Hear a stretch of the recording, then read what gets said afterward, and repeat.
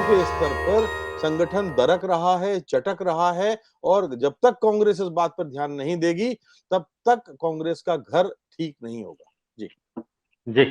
मधुली में कहा करते थे कांग्रेस कभी खत्म नहीं होगी, बहुत पहले की बात है और उन्होंने लिखा भी था बिल्कुल। इस बात को। जी।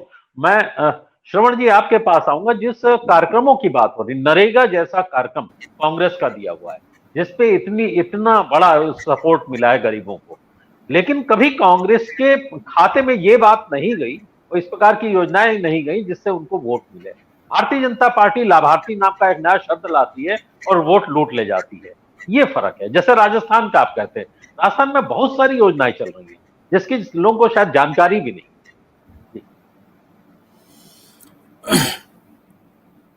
मैं केवल दो, मेरे पास ज़्यादा कुछ कहने को है नहीं। मैं एक तो जो राजकुमार जी ने कहा वो त्रिशूल वाला, मैंने त्रिशूल फिल्म देखी नहीं है, पर मैं ऐसा मानता हूं कि नरेंद्र मोदी ने जब 2014 में प्रवेश किया भारतीय जनता पार्टी में, तो अमिताभ बच्चन की तरह ही प्रवेश किया था।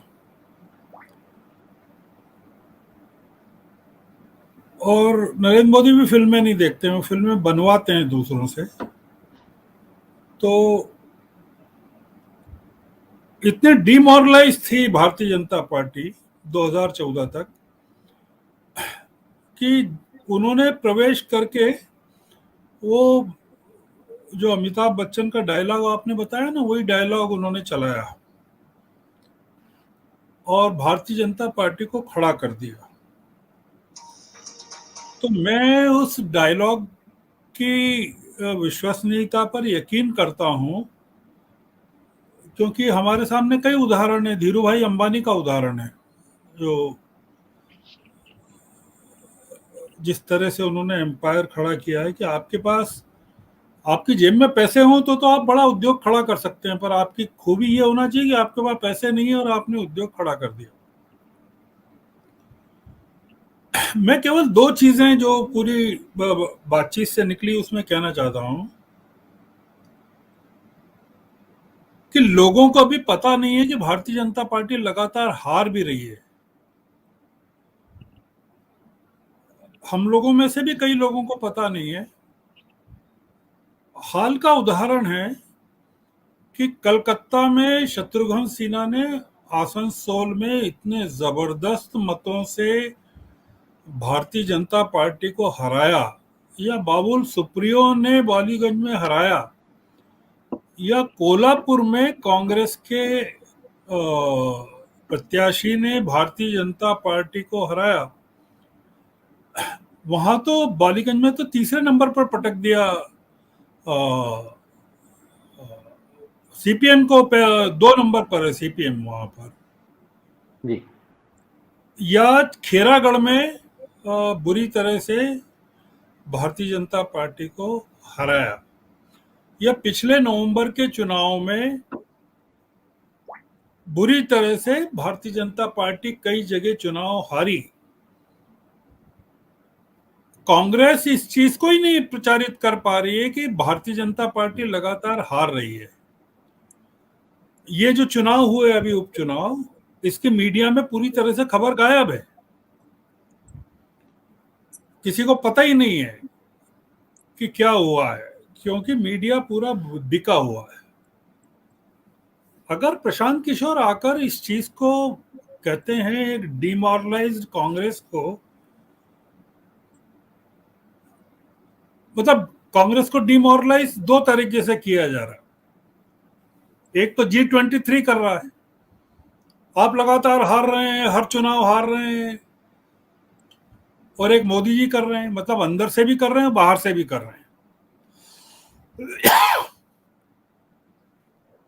मतलब ये है कि आप कांग्रेस को आत्महत्या के लिए प्रेरित करिए कि यार तुम तो बिना किसी काम की पार्टी नहीं हो।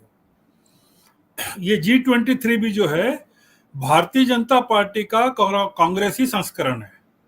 कांग्रेस के अंदर एक भारतीय जनता पार्टी जो है उसका नेतृत्व G23 कर रहा है। अगर कोई आदमी आकर ये कहता है कि नहीं, आपको डिमोरलाइज होने की जरूरत नहीं है,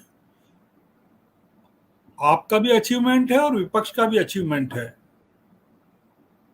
दूसरा ये कि भारतीय जनता पार्टी एक व्यक्ति चला रहा है, वो प्रधानमंत्री भी है और वो पार्टी को भी वही चला रहा है। पूरे देश को पता ही नहीं है, किसी को कोई बताना ही नहीं चाहता है। वो प्रधानमंत्री बेच देते हैं इस विचार को कि ये परिवार चला रहा है कांग्रेस का। प्रधानमंत्री देश को ये नहीं बताते हैं कि वो खुद देश को चला रहे हैं अकेले, और पार्टी को भी चला रहे हैं और सरकार को भी चला रहे हैं। वो जिसको चाहते हैं 2 मिनट में बाहर कर देते हैं, चाहे ब्यूरोक्रेट हो या बीजेपी का नेता हो या मंत्री हो। इस समय जो प्रशांत किशोर की भूमिका होनी चाहिए या सोशल मीडिया पे भूमिका होनी चाहिए, वो आम नागरिकों को ये बताने की जरूरत है कि भारतीय जनता पार्टी असल में चला कौन रहा है और कांग्रेस कौन चला रहा है, यह विपक्ष कैसे चल रहा है। और अगर भारतीय जनता पार्टी इतनी मजबूत है तो ये भारतीय जनता पार्टी हार क्यों रही है जगह जगह चुनाव। हम लोग जब बात करते हैं प्रशांत किशोर की या किसी की भी करते हैं कल से, तो ये नहीं पूछते कि नरेंद्र मोदी अगर नहीं रहे, भारतीय जनता पार्टी के सदस्य नहीं रहे, या भारतीय जनता पार्टी छोड़ दें या वो गायब हो जाएं, 6 महीने के लिए विदेश चले जाएं, जो कि वो कभी नहीं जाएंगे, तो भारतीय जनता पार्टी का होगा क्या? कौन चलाएगा उसको?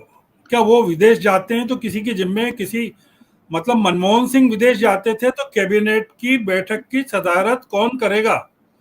प्रणब मुखर्जी करेंगे, वो बता के जाते थे और प्रणब मुखर्जी करते थे। नरेंद्र मोदी विदेश जाते हैं तो कौन करता है? कैबिनेट की मीटिंग की सदारत होती है क्या? देश को कोई बता ही नहीं रहा है कि देश चल कैसे रहा है। तो आप एक कमजोर आदमी को घर में लगातार कहिए कि अरे तू तो कुछ निकम्मा है, तेरे को कुछ आता नहीं, तो हर परीक्षा में तो फेल होता है, और वो किसी दिन छत पे खड़ा होकर आत्महत्या कर लेता। वही आप हम सब लोग मिलके कांग्रेस को कह रहे हैं तुम छत पे खड़े हो, 10 जनपद की छत पे खड़े होके कूद जाओ सबके सब वहां से ऊपर से। ये बात प्रशांत की